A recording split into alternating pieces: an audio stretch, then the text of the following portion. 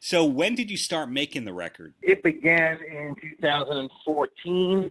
I had the title and sketches of music came to me then. I was actually I was in a hotel in Europe somewhere on tour. I was watching some European news station, and they're kind of unfiltered, and there was a lot of crazy stuff going on, as always. But I just, based on the climate that was beginning back then with terrorism increasing and organizations, I was just saying to myself, wow, I can't believe this is happening, and people are being killed and executed and getting their heads chopped off.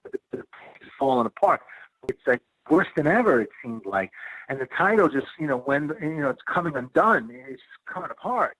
And the title, When the World Becomes Undone, just struck me, and it stuck with me for all these years. And I knew, and I'm a true believer, that if you remember a song or a piece of music or a piece of poetry or title, and it sticks in your head for years, then it's good. You're onto something. Because usually, if something's not that strong, your mind will just wander and think of other things. So I started building around that concept. At the same time, I had a lot of personal things going on in my life where it felt like my life was coming undone at moments. And it all just intertwined. And so the record is very personal, and it is also touches a little bit about the global climate of things in a way, in an indirect way. And sure enough, 5 years later, we haven't gotten any better. Things are more just crazy with what's going on. And I don't like to get into politics or anything, but things are crazy. So it's kind of how it all started. And how many songs did you write for the record? I only scratched one song. So basically, when I write, I don't even bother putting a song together if the riff itself or the piece of music is not strong. So I'm not one of those types of people that needs to write 30 songs and then sit there and select the 10 best ones to make the record. I don't need to do that at all. I know instantly in my head if I hear a melody if it's going to fly or not, and I don't waste my time like that. So basically, we ended up with nine actual songs and 4 soundscapes, I believe, and I think there was just one extra tune that I had recorded that I decided, nah, I don't think it's going to make it, and so I casted it aside. So really, that was it. I knew every time I worked on a song and I was done arranging, I knew if it was going to fly or not. And that's, I kind of don't waste my time that way, making too much music. That's just a way, too much to I know instantly if it's going to make it or not. So what was your journey from being behind the kit to being out front? Because I know that you were creative all along in your prior bands. It was an interesting journey. The concept of the band itself, which is actually now 10 years old, I came up with the idea of the band in 2009 of January. And it first started out as, I always played guitar and bass in my home, and I was recording ideas and doing things, but I was always one of those kind of bathroom shower type of singers, I guess, some of that was very shy, very bashful, and about that, because as a drummer, it's different. Drummer, I was doing it my whole life. I already broke that ice. I know what it means to go up there as a drummer, plus you're kind of hiding a little bit behind the stuff if you want. But a singer is very vulnerable. You're always in the front, You get cigarette butts flicked at you, you know what I mean? So it was an interesting transition because it all started out, this idea started out as like a studio project where I was playing everything, and I had gotten together with back then Matt Brown, who thought the stuff was great and wanted to do something with it. So me and him worked together to record what ended up being the first pre-production of the album and the first album. And that was great and all. And I was just going to be happy with maybe just, printing up 1,000 CDs and selling them to my local fans. And that was it. But all of a sudden, the record made its way into the hands of SPV. First, it was Napalm Records that wanted to sign us but that didn't work out. I didn't like what they were presenting. And then SPV stepped up and said, we really want this. We think this is great. I'm like, okay. And so it worked out. The deal worked out. But then what happened? Then the demand came. And all of a sudden, I had an agent friend of mine say, hey, do you want to do a show with this band? I'm like, oh, my God, I don't know why. I started shitting my pants, literally. And I was like, really? Well, what do you have in mind? He said, well, Monster Magnet needs an opening band in New Jersey for a show. And I was like, what? Monster Magnet? Are you crapping me? This was at like Starland Ballroom, almost a sold-out place for 2,000 people, and I was opening for them. So I had to like scurry to put the band together. And on that first tracking of the record, I had some guest appearances. One of the guest appearances was Bobby Handball from Biohazard. So here I go, and at the same time, I had gone to a barbecue that Johnny Kelly had invited me to at his house, and I played him some of the stuff. And then a few days later, he called me, and he was like, that stuff was really good, what you do. And he goes, if you ever do this live, he goes, I'd love to play it and jam on it. And I was like, really? Are you serious? I said, and then I started thinking, I was like, wow, how cool is this for the Type O fans? You got the two drummers from Type O playing together in a band all of a sudden, but one guy's playing guitar. Okay, this could be good, I thought. And so I contacted Bobby Handball. Bobby, do you want to fly in? Because he was in Florida to do this show with me. And Matt Brown played the guitar as well. And then we had my buddy Eric Morgan, who I knew since I was a kid, step in and play bass. And that's how it happened. And all of a sudden I found myself singing for the first time in front of like a couple of thousand people, really nervous, and I know it showed. And I was really just worried about like being laughed at or, being put down. And, people liked it. And it was a good reception. Even though, it was obvious I was new, it was a good reception. And it went from there. And basically then that summer we did 2 weeks in Europe. And all of a sudden I found myself in front of like a couple of festivals, playing in front of a lot of people singing, and I'm like, oh, I was still scared, and I was like, holy shit, and then as it went on, I got more and more comfortable in my skin, and I realized, you know what, I just got to be myself, and I'm a funny guy, and I'm very entertaining, and I can be charming, and I was like, you know what, I just got to wear my heart on my sleeve and be myself, and I think I'll be okay. I don't need to put on some fake persona. I'm not a rock star.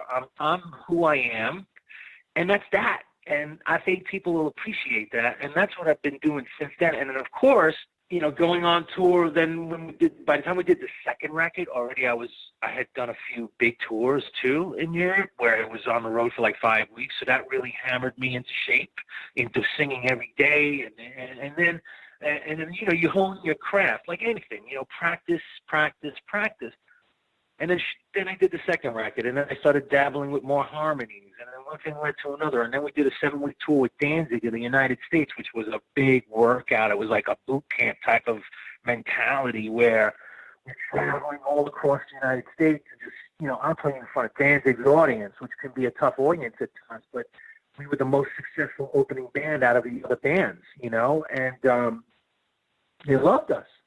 And I have to this day people writing to me, when are you going to come back to this city or that city? We saw you on Danzig. You were awesome. And it kind of went from there. But then I had a hiatus. Then I had a little bit of a deactivation because I had a couple of things happen in my life, and I had gotten involved with, Life of Agony decided to do a reunion in 2014, and then I have a family. I need to always have money coming in from various sources, so I said, okay, I'll do that. And then one thing led to another, and I got hung up doing their record, which I had brought Matt Brown in, and we did that record kind of like how we do APH&B records. And long story short, here we are now where we have had a member lineup change and a production lineup change, and the record has been received with so much love that people are saying this is the best one yet, and people are loving it, and I'm glad I dabbled with what I dabbled with. And I'm sorry if I'm rambling on. Plenty to work with right there. That definitely is a journey. And something that you said actually struck me when you said, you are a funny guy. Yes, you are known to be very funny, but your music is always very dark. Did you have a comedy past in any way? if you remember back, even in the old Typo days, Typos had all the guys in Typo has always had a dark sense of humor.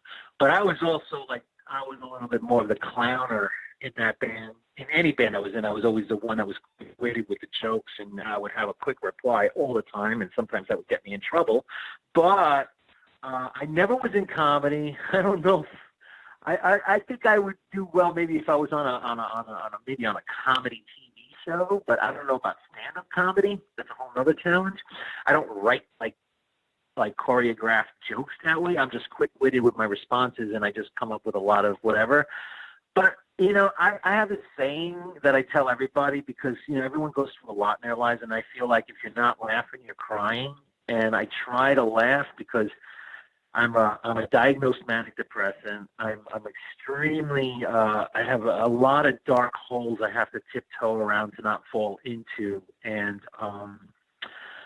me and my wife have had a long struggling years. One of our daughters is disabled, and so we have a lot of pain as parents and as a family too. And I try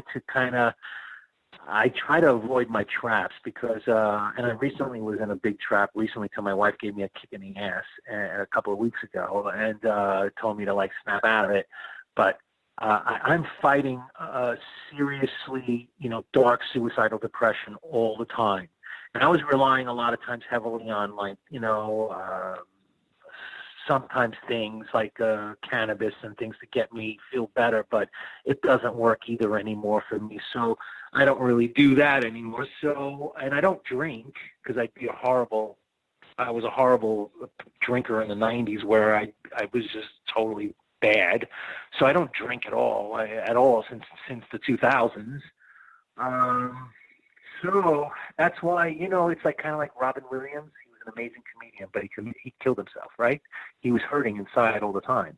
It's kind of like that in a way, where you're battling and trying to have this face to the world that you're okay and that you're funny and happy, but deep down inside you have these things you're battling all the time. And sometimes it's not based on a person or anything.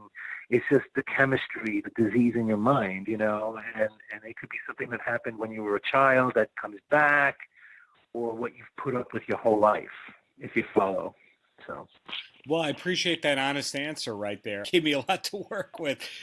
I'm not afraid of honesty. This is the problem with the world. People get offended and upset about honesty now, which is a freaking shame. And I don't think enough musicians are honest. They're too busy trying to put on a facade. But these are younger people. These younger people, they think you have to be a certain way. I think honesty and telling people like it is, in the end, will gain you more respect, more love, and more appreciation for who you are because you're telling it like it is. You're not sugarcoating nothing.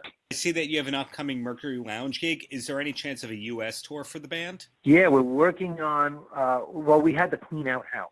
We had to get rid of everybody. We had to fire our agents, and we had to get new agents, which we just solidified this week. And we have our North American, South American agent working on. We already have 4 shows locked down in Canada, and we're building around that where we're going to do the Northeast kind of thing. And then I think in the end of June, we're shooting to shoot down the south of the United States. So basically, we're going to try to cover the United States in 2-week chunks at a time. So it makes sense for all of our lifestyles and our commitments and families. So definitely, because we had gotten so much love out in the Midwest and out in the West and in the South when we were on tour at Danzig, and people just have been waiting for us to come back. And like I said, I was kind of derailed. I was preoccupied. I was also distracted by having to deal with another group and their record. And mind you, that record I wrote and arranged 9 out of 10 songs on that album. So that was a lot of work for me to deal with. So that kind of sucked me out of this whole focus on APHND. So we're working on that. We're also looking at South America at some point. And in the meantime, we just have a new European, Asian, and Australian agent that now we're going to look into solidifying the festival and getting on the ball with that in the summer, and looking into places like Australia and Asia and Russia and trying to go further out with all of that business. So, because we've had lots of fans all over the world writing saying, we would love to see you in Perth or Melbourne, Australia. We got fans here, and I mean, right now Toronto, we have a contracted show. Toronto's been waiting 10 years for us, basically, and they are super stoked about us now. Like, it hasn't been announced, but the fact that the reception from the promoter was like incredible, that he wanted to just keep on booking us for like 15 days in Canada. So that's what the plan is. All righty. So in closing, Sal, any last words for the kids? Yeah, be true to yourselves, and be dedicated to whatever it is that you have a passion for in life, and don't listen to the BS on social media, because I think social media is the core dismantling of society. Instead of bringing society together, it has divided us in many ways. And be true to yourself, and don't listen to the naysayers or the people that might not support your ideas of what your passion is, whether it's art or becoming a lawyer or whatever the case may be. Always be true to yourself and your core belief and value in yourself, and you'll be okay. Don't let people judge you and tell you who you are, or knock you down and make you feel like crap. You have to pick yourself up and be better than that.